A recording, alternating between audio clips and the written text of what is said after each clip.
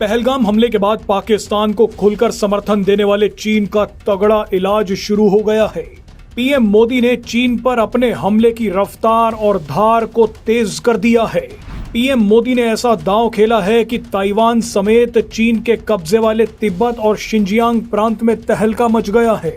PM Modi ने चीन की उस नस पर हमला किया है जिसमें सबसे ज्यादा खून बहता है। और मजे की बात देखिए कि पीएम मोदी के हमले के बाद इस बुजुर्ग महिला ने चीन में हड़कंप मचा दिया है।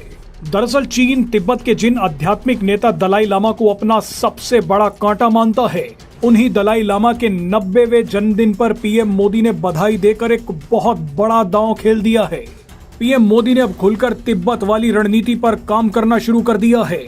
लेकिन दिलचस्प बात यह है कि पीएम मोदी के तिब्बत वाले दांव का असर तिब्बत समेत शिनजियांग और ताइवान तक देखने को मिला है।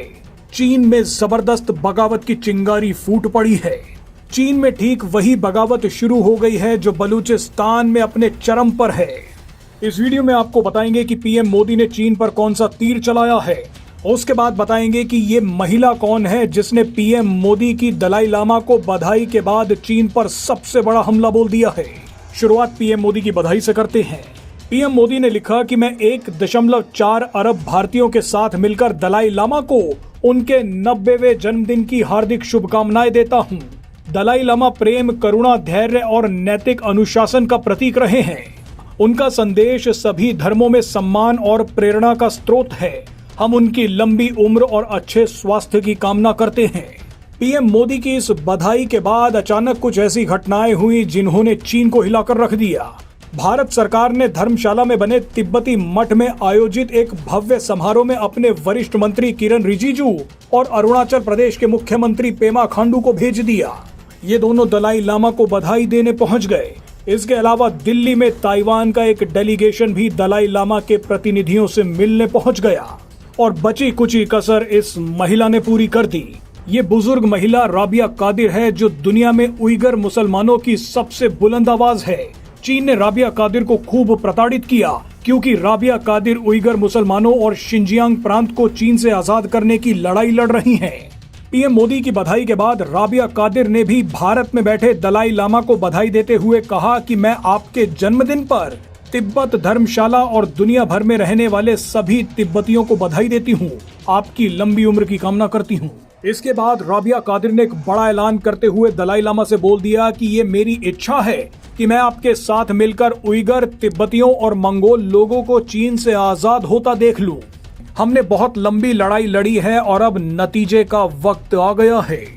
राबिया कादिर की इस बधाई ने उइगर मुस्लिम बहुल क्षेत्र शिनजियांग के साथ साथ अब तिब्बत में भी चीन के खिलाफ बगावत को और तेज कर दिया है। आपको बता दें कि उइगर मुसलमानों के कई संगठन अब शिनजियांग को चीन से आजाद करवाना चाहते हैं और इसी को देखकर अब तिब्बत में रहने वाले लोगों ने भी आवाज उठानी शुरू कर दी है।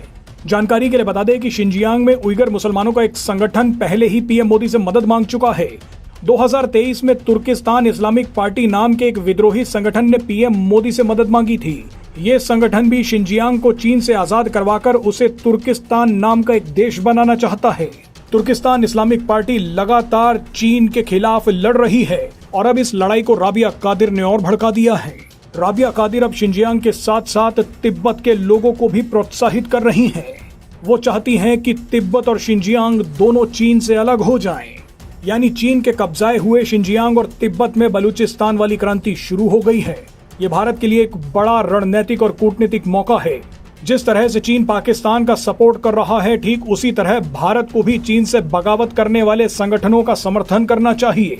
चीन को शिनजियांग और तिब्बत के विद्रोह में फंसा कर रखना चाहिए।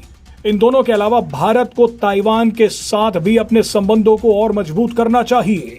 वैसे दिल्ली में ताइवान का तिब्बत के प्रतिनिधियों से मिलना अपने आप में एक बहुत बड़ी घटना है।